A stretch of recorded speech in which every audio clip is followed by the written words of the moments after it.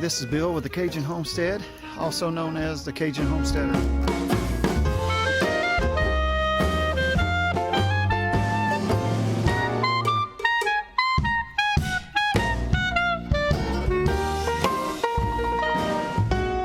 The home we live in here was built in 1931. It was moved here in the 70s. My grandparents moved it here. We're still in the middle of remodeling it. I moved here about 2 years ago, and my wife and daughter moved here about a year ago.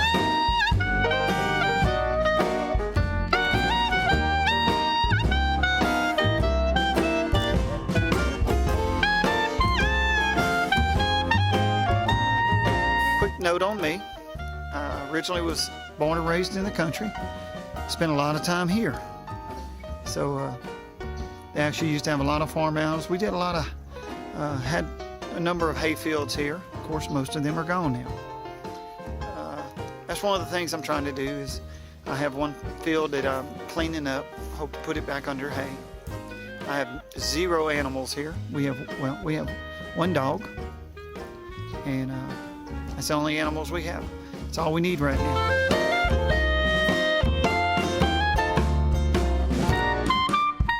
Hey everybody, this is Bill with the Cajun Homestead.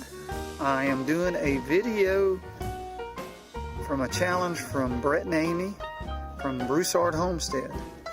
Now their challenge, which I appreciate, was to name my top 10 homestead animals. So I'm gonna get started on that right now, and appreciate you watching.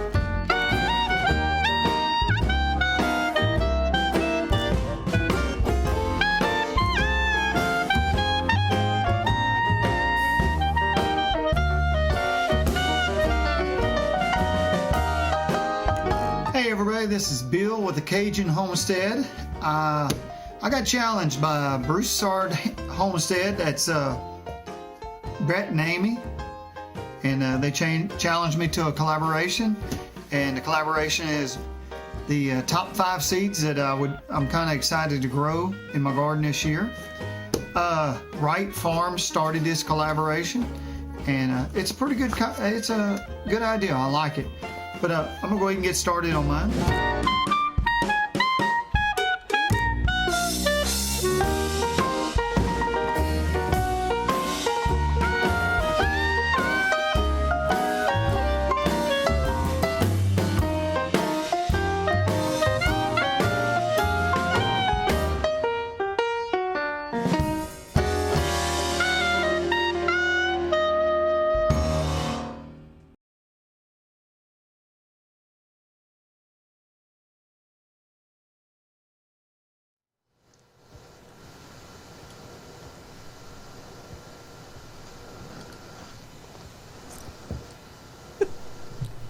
Hey folks, did you miss us?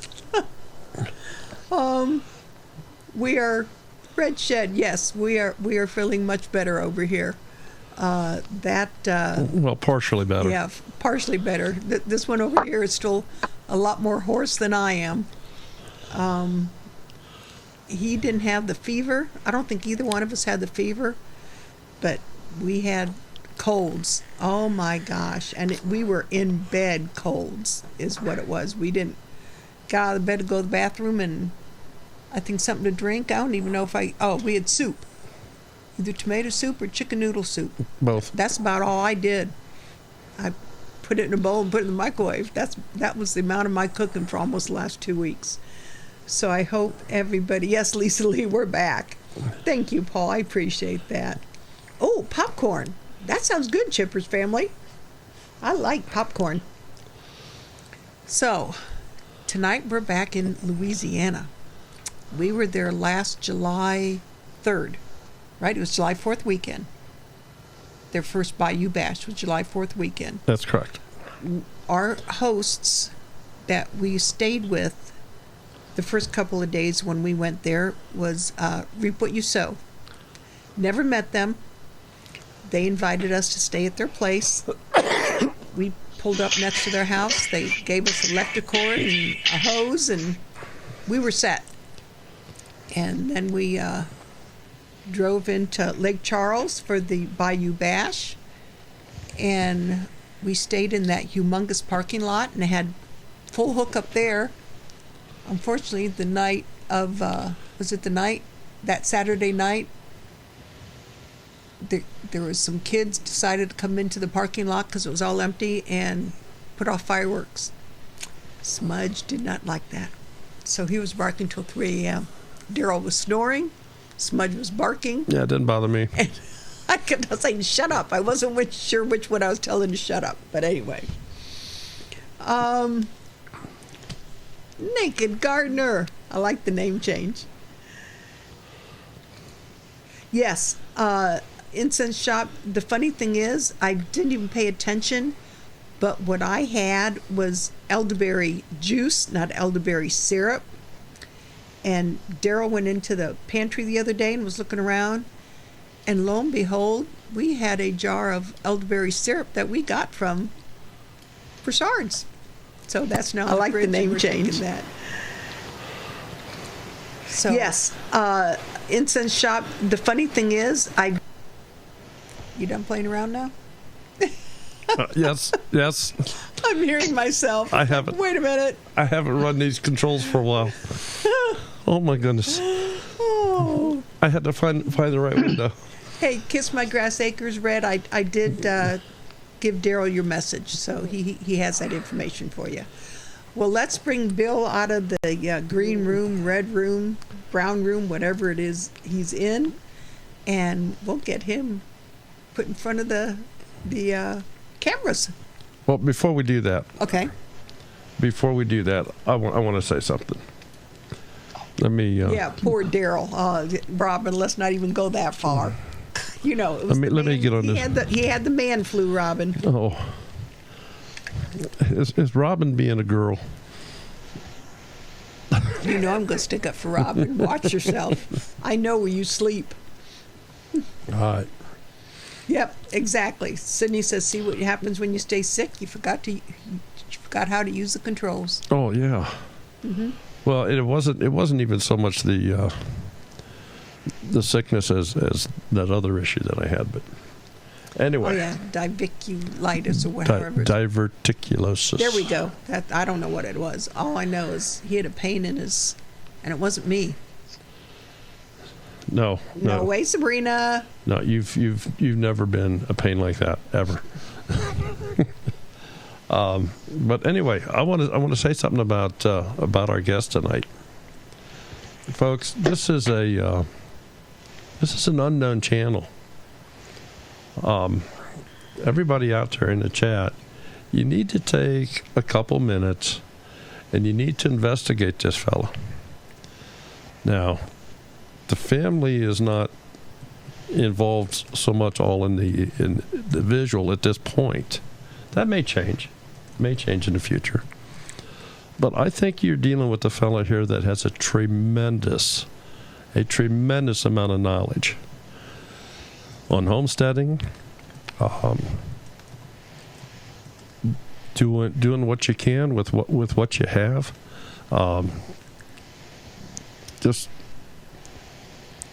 I think all that needs to happen is you need to coax it out of him a little bit. So give him some encouragement. Or you can go up to him at a Bayou Bash and hand him a gallon jar of sweet. Look at him; he knows right where I'm going. Hand him a gallon of sweet tea, and he doesn't know what in the H you're talking about. I'm hoping, because I already messaged her, I says, you know who's going to be our guest tonight, because you have to show up. We'll get into that here in a little bit. Okay. Yep. Well, anyway, You'll never forget that. I just want to say that he doesn't have a lot of content up, but he has a lot of content in his head. It's very easy to tell by just talking to him for a little bit. Very knowledgeable. And watching some of this stuff. So it's a matter of getting him to get that onto some video for you guys. Get a hold of him. And I should have checked. I didn't. Is your email address is on your channel? Yes, sir, it is. Yes. All right. So his email address is out there. It's a simple one. Can one of the mods or one of she's going to be here. Lippy's, or I guess they're in a meeting, but they're going to make it. Can one of the mods or someone go out and check his channel and see how many subscribers they have as of now. I'm just sort of curious. I was going to do it before, and I forgot all about it. Go ahead, Daryl. So anyway, I just wanted to state, we have always championed for the smaller YouTube channel to help them grow and get them going, and we've had some tremendous successes, and I want this one to be another one. This fellow certainly, in my opinion anyway, deserves it. So take some extra time, and if you got a question with anything, or if you've got it was some sort of a hay rake thing that was pulled by horses or something that you were interested in, so, if I remember right. Anyway, I'll let him get into that and talk about it. So 200 subscribers. Thank you, Jason. So anyway, take some time, and with that, let me bring him out. Bill, you are on the screen. Say hi to everybody. Tell them who you are. How y'all doing? Tell them who you are, whereabouts you're from, as close as what you feel comfortable. I mean, if you just say United States, that's good, but... I'm fine with it. I'm Bill. I am also known as the Cajun Homesteader. My YouTube channel is the Cajun Homesteader, but the home place is called the Cajun Homestead. I've been doing this for a long time. I haven't been doing YouTube. I've been filming for a long, but I don't have the editing skills yet. So, like I say, I was born and raised in the country, full-blown farm up until I met my wife, and then I moved to town. But the whole time we lived in town, we would come back and forth to the country. Actually, where we are located right now on the old great-great-grandfather's place. So this property's been in the farm for a long time. And, it's me and my wife and my young daughter live here. My wife is a city girl, and my daughter is kind of in between. She was born and raised in the city, but she loves it out in the country.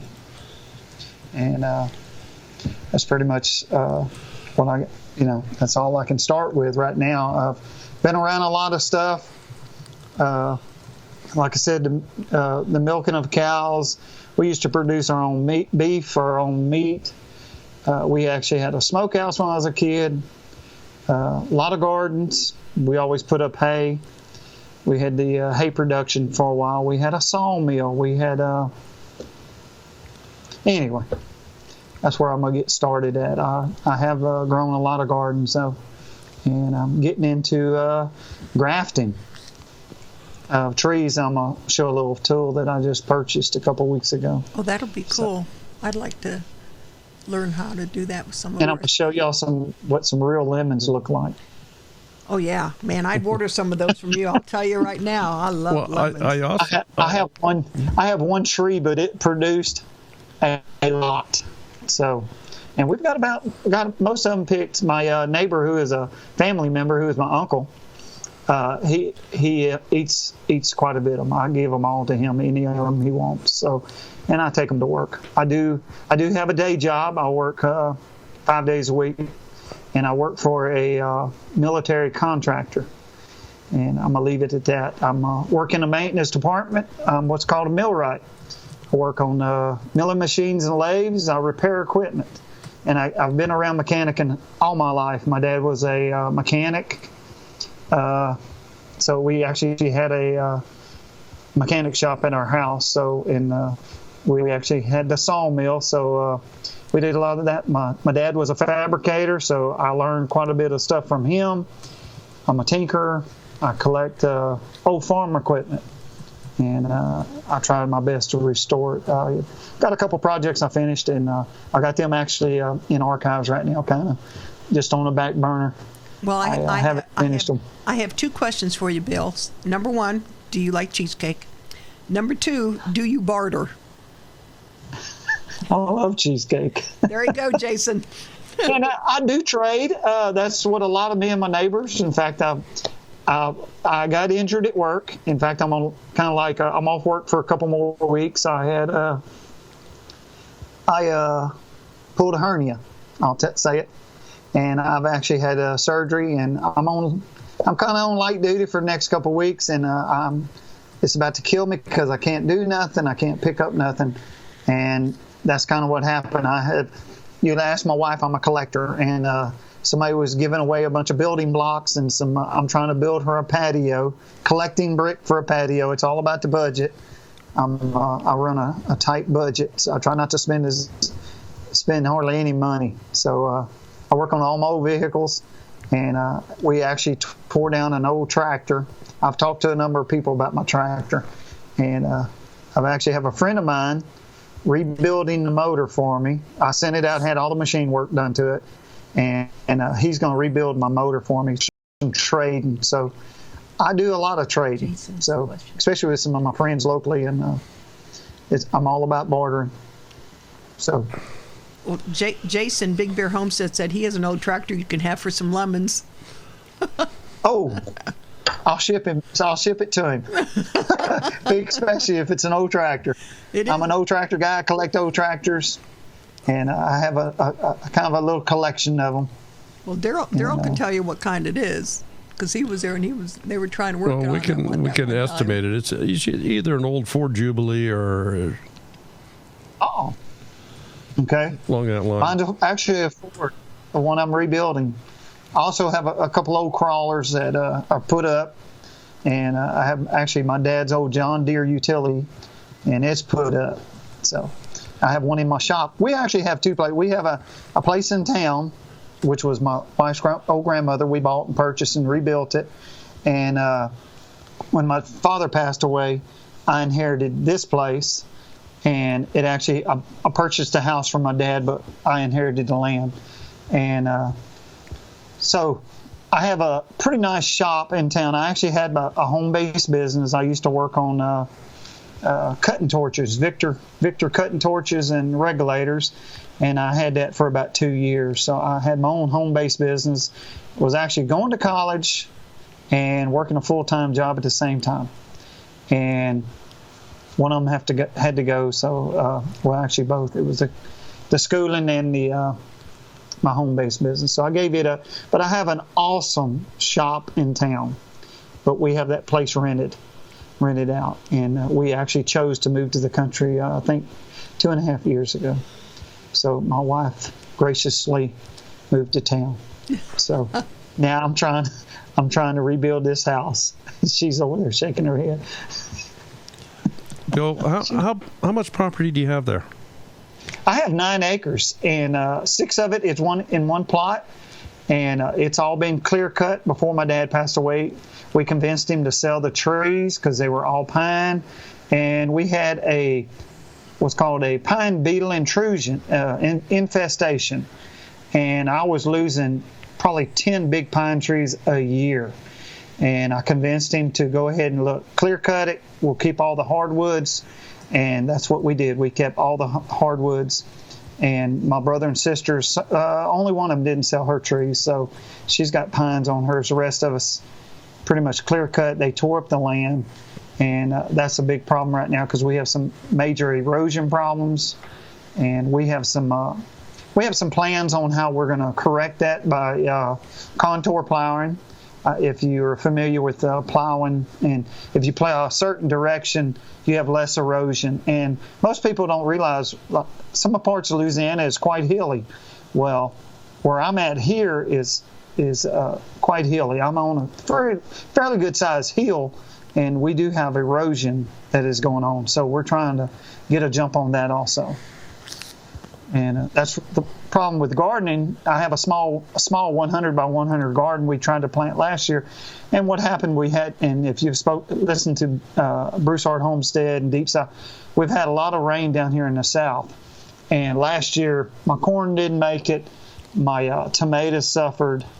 And the garden was pretty much a total loss. So I'm going to hit it hard again this year with a small garden, and hopefully get some of the, in fact, while I'm off, I can burn, I have to clear burn some of the land.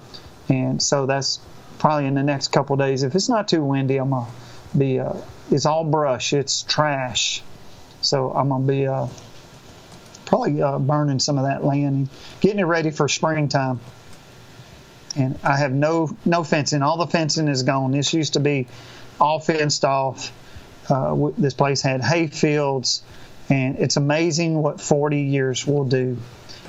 Just by not being able to take, my grandparents wasn't able to take care of it. My dad was trying to take care of it, and then he got sick, and then we took it, we received it, and I've purchased quite a bit of fencing, a lot. I got 410 T-posts to install, Shoo. and I think a little over 50 cross ties, and that's cross fencing, 22 rolls of barbed wire. So, okay. And got a lot of work, and with my wife will get out there and help me, so I'm blessed with that. My daughter is actually in college at LSU, so and she comes in and visits and everything. So we, in fact, we have a hunt. We're gonna do some squirrel hunting probably tomorrow, the next day. We both like. I'm a big bang guy. I like the things that go bang. A lot of people. I used to be a Louisiana wildlife safety hunting instructor, and I was very much involved in 4-H shooting skills. In fact, I was one of the parish coordinators to get shooting skills, 4-H shooting sports started in our parish. Then I came up to this parish, which is Beauregard Parish. So. Well, it certainly sounds like you stay pretty busy. And the bad part about it, I get home at dark, and so if I'm gonna do anything, which a lot of times I'm outside even at dark, we don't have a lot of farm animals yet, so we're blessed right now, and so it's a good thing I don't have no farm animals right now, because it would be really hard to take care of them. Mm-hmm. But I'm kind of into the techie stuff of the automatic doors and the automatic feeders, and using like my chickens. I had chickens a couple years ago, and when my dad was still alive, and we had a large chicken yard, and I actually used automatic waters, and I actually had a deer feeder on a timer, and that's how I fed my chickens. And I had one of my brothers lived here with him, and he would take care of the chickens. And then when he got sick, we went ahead and purged the chickens. I gave quite a few of them away to a friend of mine, and I tried to butcher them. Now, I worked at a professional game bird farm when I was in high school, like when I was like 13, 14, 15. And I knew about production birds, and I knew how to use the scalding machine. We raised quail, pheasants, and a partridge, which was a chucker. And it was production. We actually butchered all the pheasants and quail. But he had the amenities. He had the scalding machine and an automatic plucker. And I run all that. And we had the brooder boxes, the flying cages, you name it, we did it all. And it was a bob white quail back then. It was a Louisiana bob white quail we raised, which was a large quail for back in the 70s. Now I'm sure they got some bigger breeds than that was. But and then I still had to go home and take care of any kind of milking, any kind of garden work. And this bird farm was just my cash money. I was able to do that, but I still had to take care of the stuff at home. So if we had a milk cow in season, that was I had to take care of that. And then still we had a sawmill. So we were busy. Well, Bill, and I'm not sure you are aware. You have got so much there that is video gold for YouTube. I don't think you're aware. It's just you have that's just my past. That's how I was raised. I have a lot more interest too, though. I mean, you have between the old tractors, between the sawmill, between your knowledge of all this stuff, your history with the birds and all this. This is all stuff that people have a great interest in. I mean, there's a large generation that has missed all of this. And if you can document that stuff, you're gonna get a following like you can't imagine. Okay. Well, that's an opinion, and I think you'll probably find there's a few people in the chat here that are gonna share those thoughts. My problem was I've been videoing for years, ever since since 2011 or maybe before then, and about a lot of the projects we were doing on the homes, getting it cleaned up, cleaning the brush and everything. But and the old tractors and stuff of going and picking them up, and so I have a lot of old videos that I need to convert, or I don't really want to get stuck on the past, but I could show the before and the afters, and the but we had gotten stuck. We started back in the late 90s during the Y2K scare. My dad was a big alternative fuel guy, and he actually got me interested into. He actually built what's called a methane generator.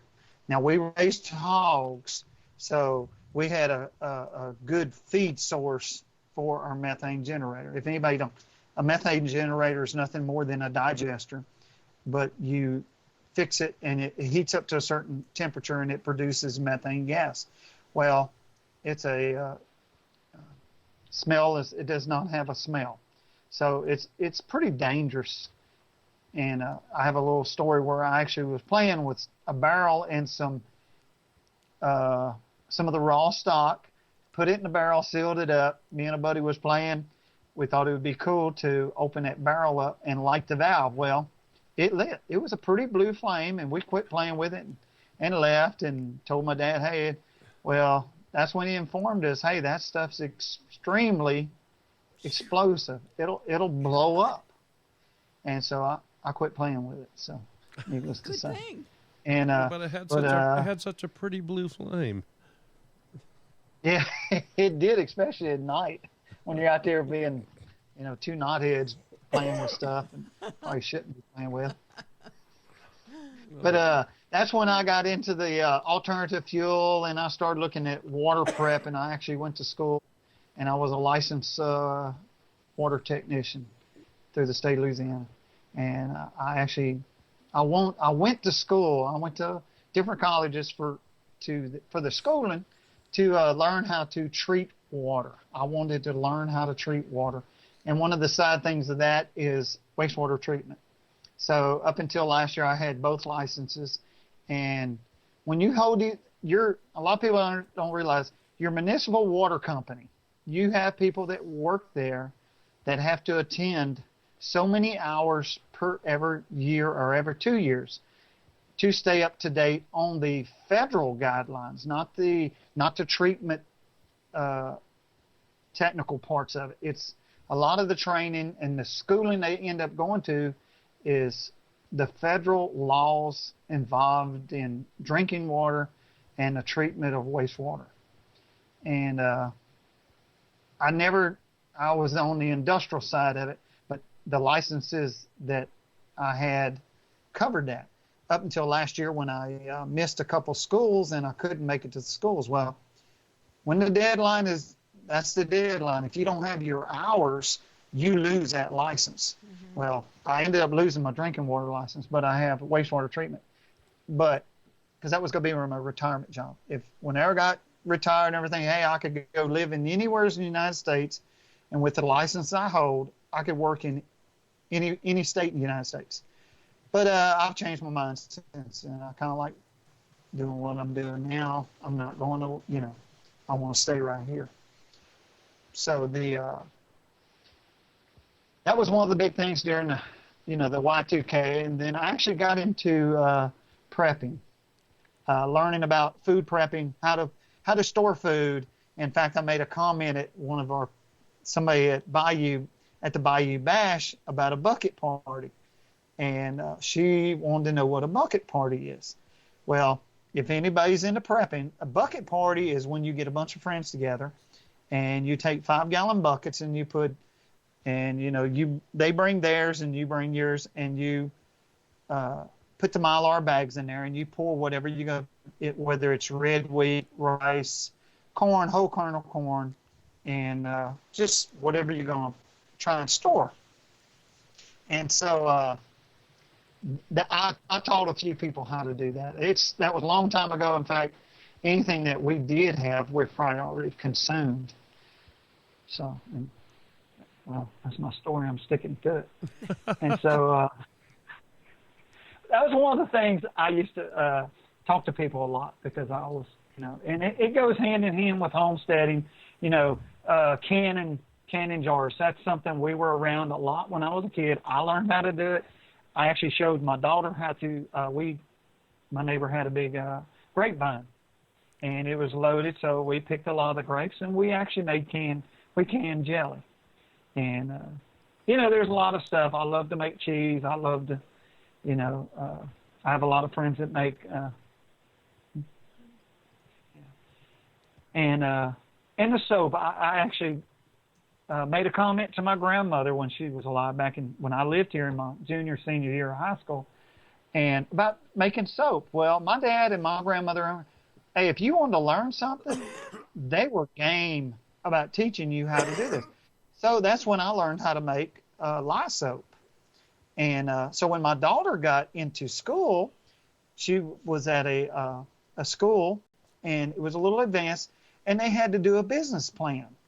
So I showed her. She started her own little soap company of selling, and it was like in the 4th grade, I believe, something like that. And she had her own little soap company. So I kind of passed that skill on to her, and anyway. So, and I still know how to make it. Bill, let me jump in here just a second. Yes, sir. I see that our connection between you and I is sometimes getting just a little bit fuzzy here. Should we drop? Just call me right back, and we will get it reconnected here on this end. Just so you know. Sure. There are also, I noticed when you were chatting about your degrees in the water management, 2 of the channels here, their husbands, that's what their work is, in water management. They're in wastewater management. Mm-hmm. Copper Kettle. Oh, okay. Farms, Copper Kettle Farms, I think, is one of them. And Walterman Farms. And Walterman Farms. Yep. They're both into that business. These are the licenses I held for my industrial part. We had what was called a pre-treatment. In other words, we did a certain, on some of the equipment we service, we did a certain procedure on it, and we could not dump it to the city. So what we did was we do a pre-treatment, get it down to a certain parameters, and then the city would take it from there. I never ended up going to work as a wastewater treatment plant, but I wanted to have the knowledge of that and treating water. And I just want to remind everybody in the chat out there, I have opened up the phone lines. You can call either one of those 2 numbers scrolling across the top of the screen. Enter the meeting ID, which is the 369-digit number, 661-309-903. That'll put you in a waiting room where I can see you and let you into the room. So feel free to call in, ask Bill some questions directly, let's pry a little bit of this history out of this gentleman here so he doesn't keep it all to himself. Fantastic story. He needs to show his lemon. Oh, he does need to show his lemon. Jason, all right. Check this thing out. All right, lemon is on the screen. Lemons are on the screen. These are called Louisiana Ponderosa lemons. They grow extremely fast. It does not take the normal. A lot of citrus trees are grafted. And so you'll take it like what we have. I have wild lemons here, and they're horrible. You can't eat them, but it's a citrus plant. Excuse me, extremely thorny. And you plant that, and then you could actually plant this, and it would only take a couple years, and it would produce. In fact, that's what I did.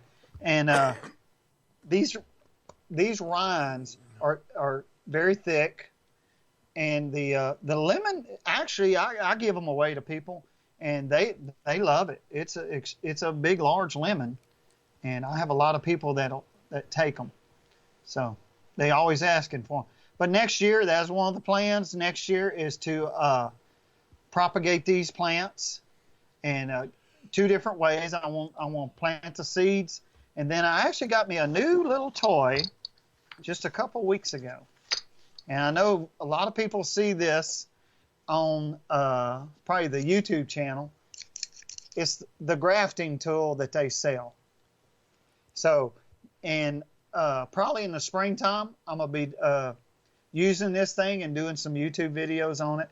I've tried grafting the normal way with the little grafting, having your rootstock, or even grafting on other trees. And I must be doing something wrong.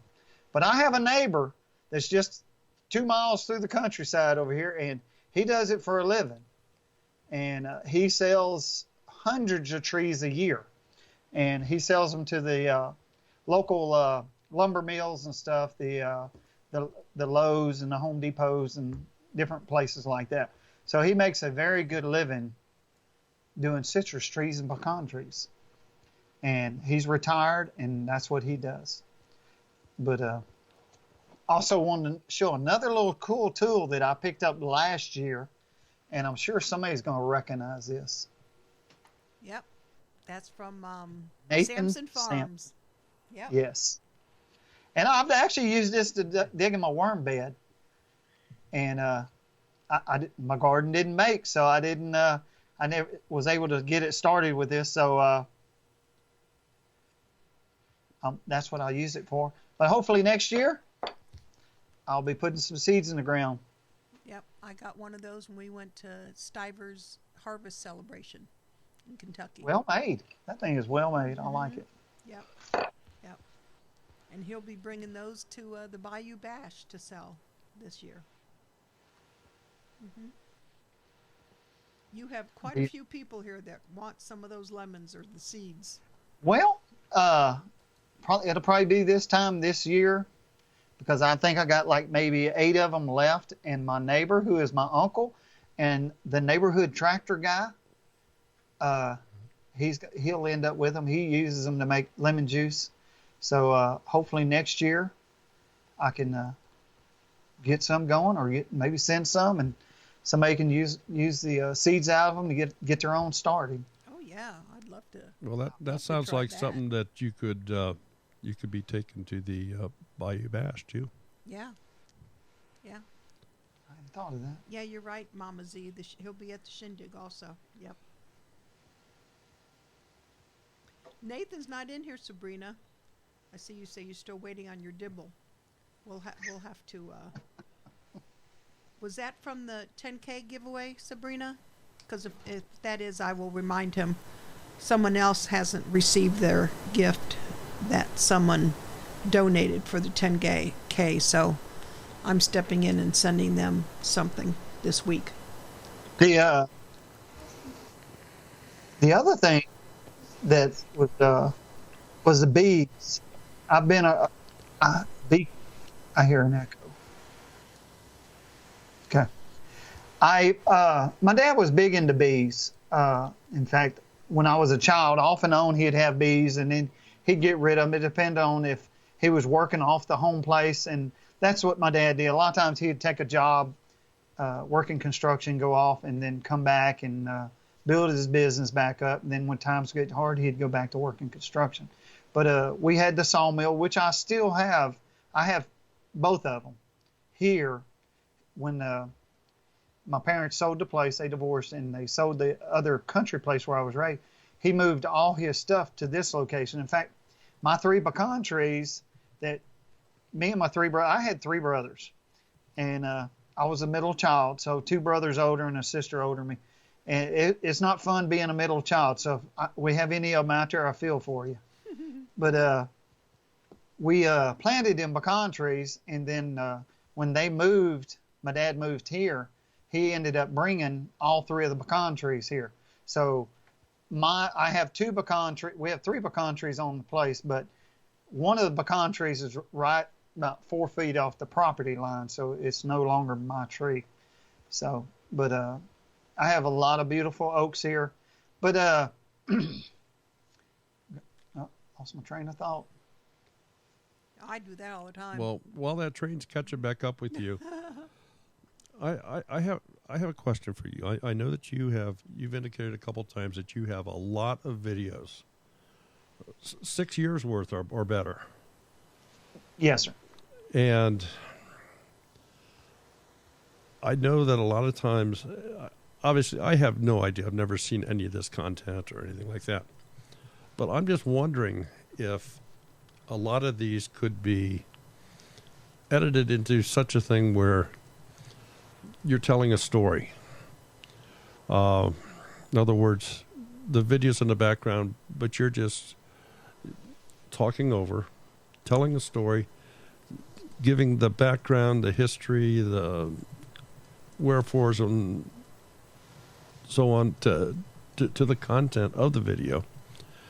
And I think that can be a very unique presentation that very few people do on here. I mean, they think that they have to have the video where they're doing the talking and they have to put this screw into this hole and tighten this nut with this wrench. And whereas I think a lot of times if you just have that picture in the background and you're talking about it and just presenting this story as a storyteller, that might be something you could utilize with all this footage you have. Perhaps. Okay. I like that idea. That would be that's a working idea. Well, you had no idea you were going to get so much extra work tonight, did you? I'm okay with that. Well, he's I got like 2 more weeks off, and then I have to go back to work. He had surgery last Oh, week. you better get busy. Yeah, he had. Well, that was my plans, but we've had a few other projects come up while, right after the surgery. In fact, I'm gonna tell on my daughter and my wife. My daughter had to have emergency surgery, and so we had to go over there and spend a couple days, and then my wife had a little surgery. So, and then I hit. So it was a good thing because it was at the end of the year. So now we started a brand new year off. So, other than catching up with some of your already pre-recorded videos, what are your plans for this year on your homestead? What do you? Well, this year, hopefully in a couple months, we'll have the tractor. It's a Ford Wood Special, and it's a pretty peppy tractor. We're going to get that one running, and I have a number of implements that go to it that need rebuilding, some hydraulic work, which I can do. I've rebuilt hydraulic systems before, so I'm going to end up doing that and just cleaning up, and got a lot of fencing. I was looking at putting in a pond, and we have access to a excavator, and it belongs to my neighbor, my uncle, and it's pretty much free to use. Sometimes he loves playing with it, so I just buy the fuel, and we can probably get started on that. But we got to do some land studying. I want to do some. We're going to shoot a grade, and with a transit. It's not a transit. It's a laser level. So we'll do a survey all over the property, and we'll do some soil samples and see if actually where I have my garden is the best location for my garden. I may need to move it and then actually if the ground's too poor, then of course I could do add some amenities to it, and which I probably will. I have a lot of compost all over these woods, so I could probably do a lot of that. But I got some gates to put in. We have actually a barn. Like I said earlier, I'm all about the budget, and I do a lot of collecting. When people are throwing something away, a lot of times they'll call me and say, "Hey, I got this, and I know you might be interested in it." And I'll go see what they got, and if I can do some trading, and I'll get it and give them what they want. But I've been saving some stuff for a pole barn, and I've got quite a bit saved up. And then I just need to come up with a better location. That's if we in fact if we get some animals, I got to do some. I just don't want to go out there and put this and build this, and I don't want animals to set foot on here unless I have good livestock fencing. I'm big on fencing. Uh-oh. Yeah, fencing's a big job. Okay, I froze up there for a while. Yeah, you're okay now. Yeah, you're fine. Okay, but I got a lot of stuff. I actually want to get my honeybees. I had a real nice hive, and went out there and they were gone, just like my other two. And I've actually got a number of honeybee videos. Actually, I had went to looking for some bees to get started again, and I actually have a lot of old frames. My dad bought.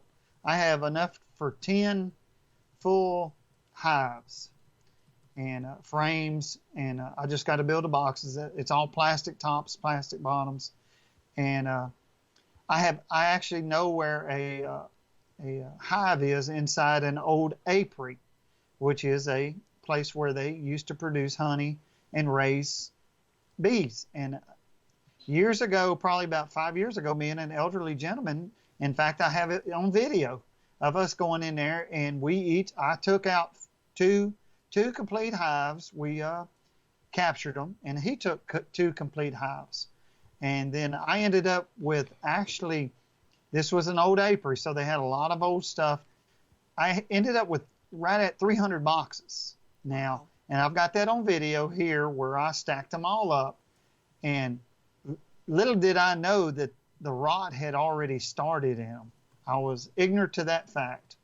And here I was. I thought I had a lot of boxes, and some of them did survive, and I did give quite a few of them away, but I lost a lot of them, and ended up with pretty good, more knowledge. I learned a lot from that elder. He's passed on now, so I would end up needing to get his family's permission to put him, in my video.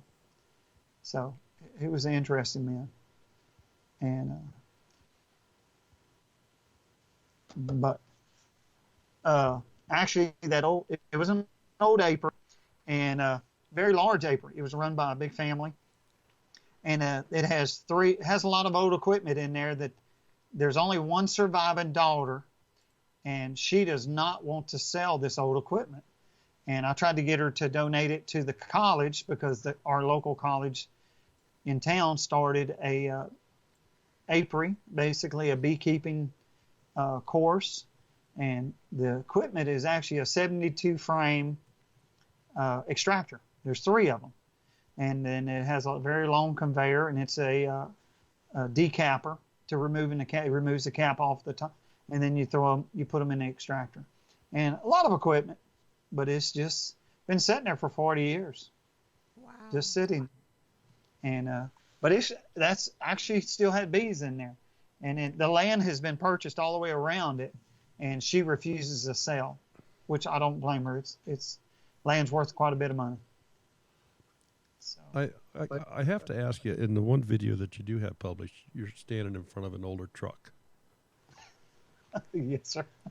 Yeah. That is a 1948 International Harvester. Now, I have I like old trucks, but I purchased that truck in a little bit better shape than what it is now, with the intention to build it with my dad. And we were going to use it for parades and stuff. Well, life got in the way, and it just kept getting pushed back. But I've actually had people come over here, and I've caught them taking pictures in front of that old truck. And so I don't know if that's another avenue later on that will, but it is froze up, and it's an old hay truck. And it's just one of those projects. And like I say, I collect a lot of stuff from hay equipment. I have my grandmother's hay rake that they gave to me when I was here. Now it's a workable hay rake. We actually used it to pull with an old tractor that I still have, an old John Deere utility. Now the tractor's been burned up, but it's mine. And the hay rake was actually in a field. The trees grew up around it, and they had it clear cut. And one of the skidders that was pulling logs actually hit it and bent the wheel. So what I did was I moved it and put it somewhere else. And then I actually have a video of me hunting that thing and me finding it and actually getting it out of the woods. I actually had to, there's a place in, I don't know if you're familiar, in Texas, there's a place called Winnie, Texas, and they have a flea market. It's kind of like Canton. Canton is, if you Google Canton, Texas, flea market, and it's massive. It takes a couple days to see it. But Winnie, Texas it's trade days is what it's called. Well, there was a gentleman over there, and he had that kind of stuff that I like, which is the old farming equipment. And I've actually bought a number of projects, like the corn shellers. I got a number of corn shellers that are in decent shape, but they need restoring. And I have 3 of them, actually, because one of my plans was to grow corn. When I was a kid, we grew a lot of corn. I still have seeds from my dad's corn. Now, is it pliable? I mean, would it work? I don't know. But I have plans, and I have seeds from, and they're all heirloom. My dad grew Golden Bantam heirloom corn. And we planted a couple of acres of it. Well, my plans was to use this corn sheller, restore it, and shell my corn and, keep doing my seeds. Because I have the little corn shellers like you do when you're shelling for chickens. I have a number of those, and that gets old. Well, I have these corn shellers, and I also have what's called a Fairbanks Morse engine. A Fairbanks Morse engine is an engine that was popular in probably the 20s, 30s. Even up until today, they still use some of them on the oil rigs. And it's a real slow-moving RPM engine, and it'll power the old derricks, the drilling, the pumps. And I have a couple of sickle mowers that I've collected, and plows. I have a collection of plows, middle busters, and that's one of the things. I want to use some of the older type equipment. I call them heritage equipment. It's a lost knowledge, I guess, about how this was done, like draft horses. And I'm big into draft. My dad was into draft horses. I can go watch draft horses all day long, and how the teams work and how they plow with them. And we actually have an old harvest festival about probably about an hour's way, and they harvest the different soybeans and stuff, and some grass and wheat, and with the combines. But these are old combines. They're old harvest equipment. And but that's the kind of stuff I collect. I collect David Bradleys. Now, if anybody knows what a David Bradley is, it's a 2-wheel drive tractor, but it looks like a rototiller, but it's got 2 wheels. And you can pull a plow. I've actually plowed with mine. I had mine running, and then I ended up pulling the motor off of it. Anyway, I have a number of those, and I've restored one pretty decent, usable, but I have the plows that go with it, and the middle buster, and the harrows, and the disc that go with it. Now, I've been collecting this stuff for probably ever since high school, and like my wife, different people say I'm about to live to be 150 to finish all my projects. So, y'all still there? Yes, we are. Yep. Okay, am I talking too much? Oh no, everybody's just love to listen to your stories. That's what they're saying. Okay. And I guess because I was a mechanic, and I'm basically a mechanic. I went to school for millwright for 2 years, and I went to electrical school for 2 years. I am not an electrician. I wired my own house after Hurricane Rita hit. We owned our house in town, so it was ours. And so when the storm hit, insurance paid us. I was able to do it in town where I would live.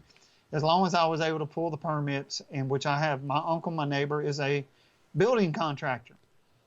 So that's where I learned my plumbing skills. Right out of high school, I moved to town with him, and that's where I met my wife in town.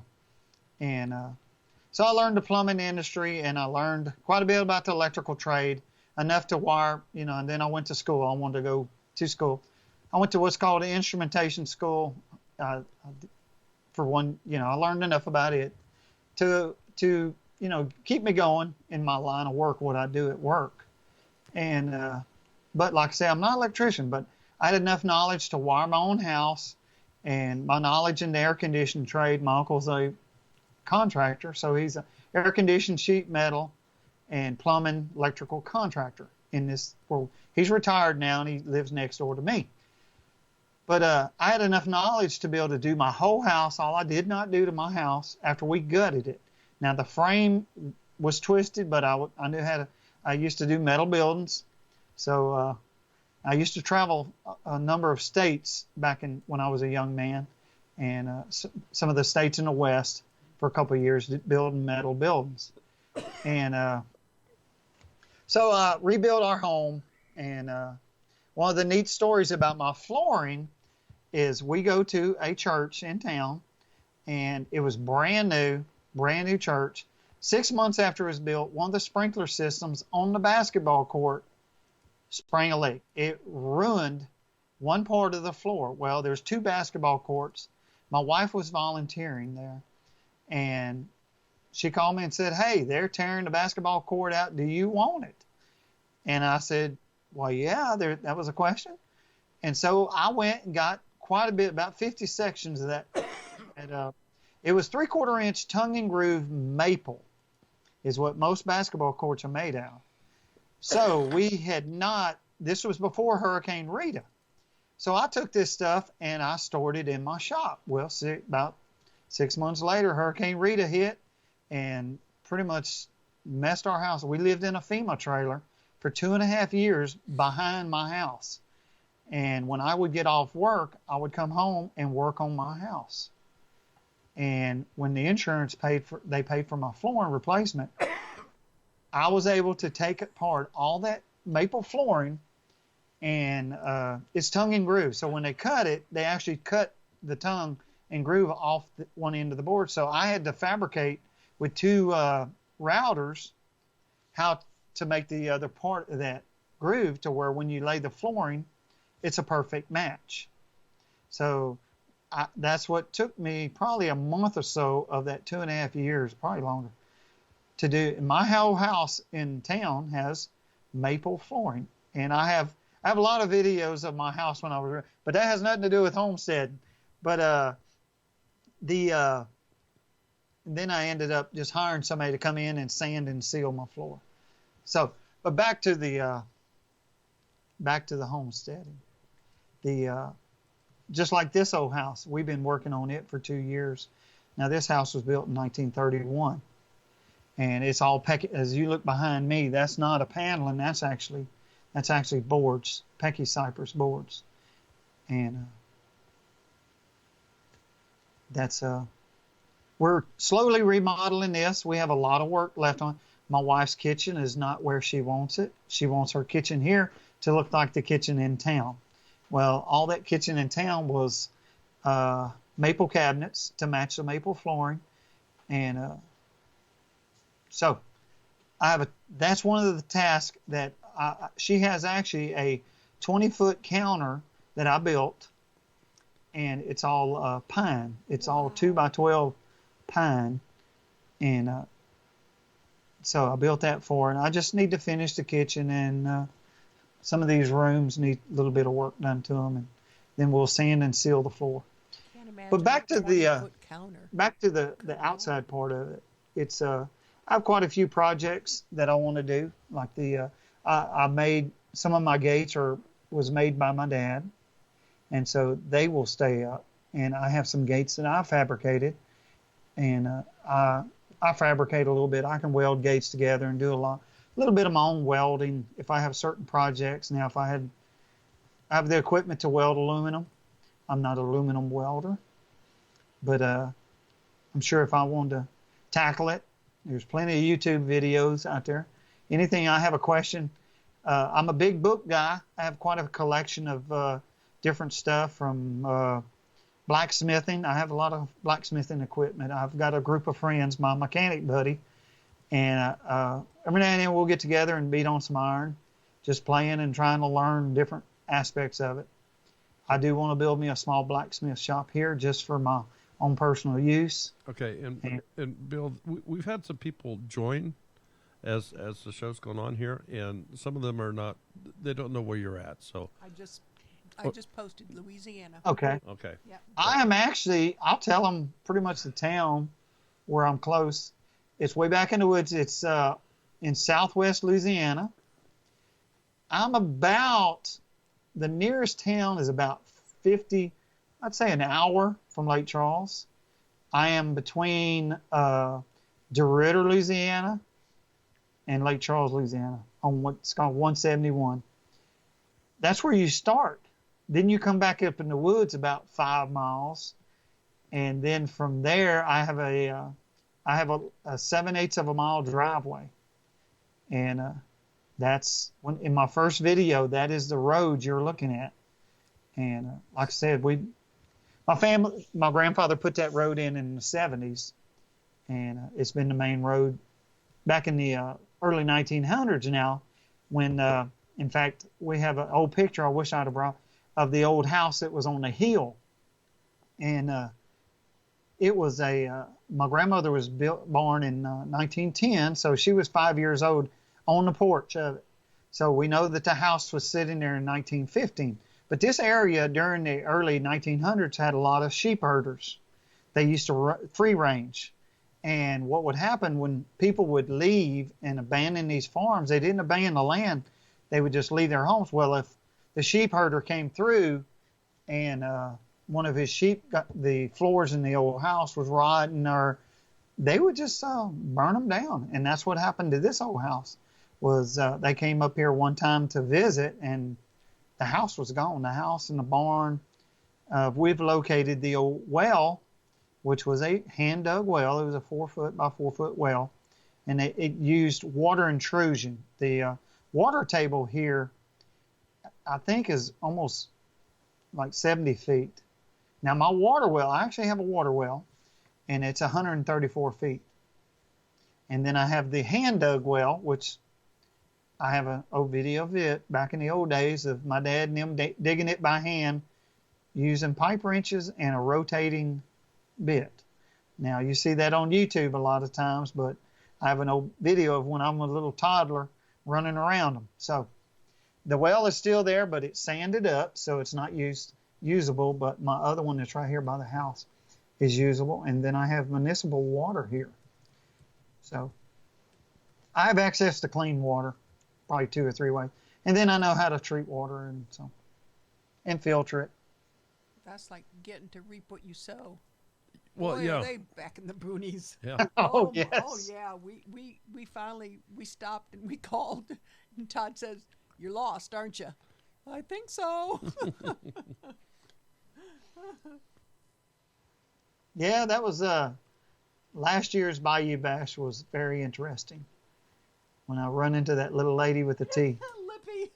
Oh, that was fantastic. I was not going to argue with her. I did a little bit trying to persuade it. Look, I'm not that guy. You would not have won. Oh, you wouldn't have won. Hey, it was good tea, and I'm not really a sweet tea guy. You can ask my wife. You can ask my wife. I am just a regular tea, no sugar. But I think she's changed me. I kind of like sugar in my tea now. Oh, and, So, then the person she was that supposed was- to give it to showed up, and they got a little bit miffed. I avoided him. Because she gave it away. Yeah. Yeah, because because our table is right there by the door because we had smudge. So I saw it all, the look on your face was like, huh? I don't know what you're talking about, lady. Yeah, I was kind of worried. Yeah, I took it and I never turned down food and I got that good right. tea. You got that right. Yeah, she's a good cook. Yep. Well, is there anybody out there in the chat that would like to call in? If not, we're gonna shut the phone line down. But if there's anybody out there who'd like to call in, please do so. And this has absolutely been fascinating. To borrow a line from Blake Kirby, everybody's got a story, and everybody's story is important. And we have a real gem here this evening. Bill, you have a fascinating history here that is just begging to be shared with folks. And I'm just a country boy. We just got to get you that vehicle to do that, and figure out a way to get some of your old videos exposed to the world with your ability to tell the story in your way, because you have a very unique way of sharing that information.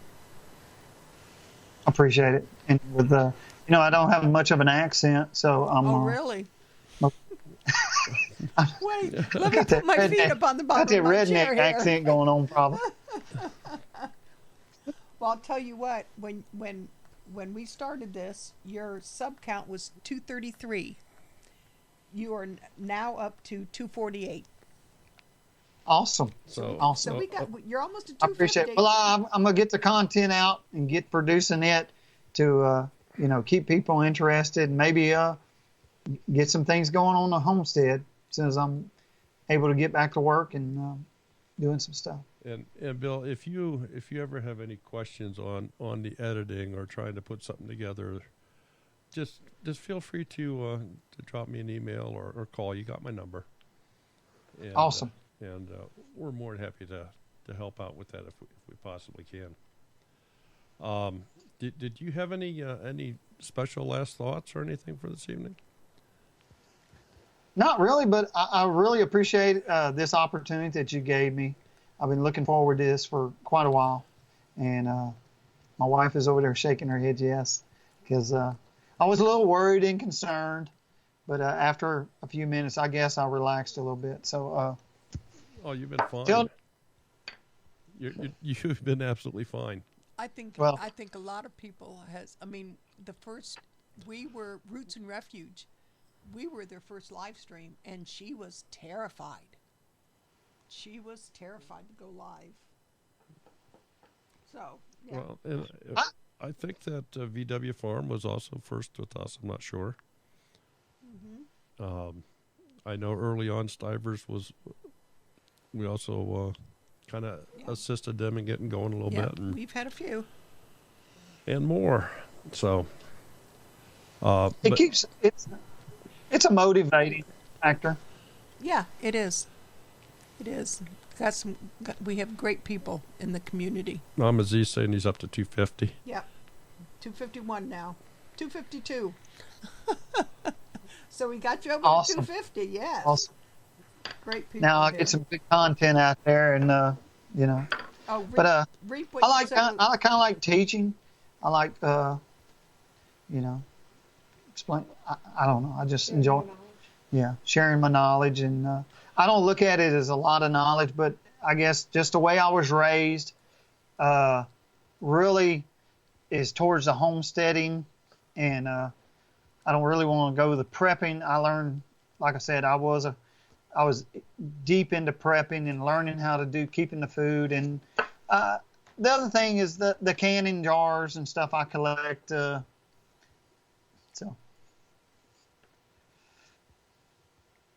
Well, hon, you got anything else here? No. No? Mm-mm. With us being sick, I'm about wasted for the night. Yeah, I agree. Bill, how about you? Anything else you'd like to share? Anything coming up? You're going to be at the bash this year, are you not? Yes, sir. I will be at the bash, and I'll be doing as much as I can to assist them and enjoy meeting more people. Are you going to attend any other ones? I'd like to go. I think the Shindig is in March, right? Shindig is in April. Oh, April. And that's in Arkansas. Searcy, Arkansas. Searcy, Arkansas, yeah. Now the I don't know if I'll make that one. now the gathering is in March. Yeah, the gathering in Mississippi is in March. That's in Mississippi. Is that deep south? Yes. Uh-huh. Okay. Yeah. Yeah. Yeah, I'll have to look at it and check my budget. Understand? Yeah. We totally understand that. Yeah, big time.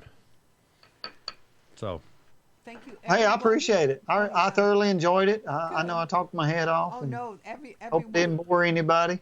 everyone enjoyed having you on tonight. yeah, absolutely. Just fantastic stories. And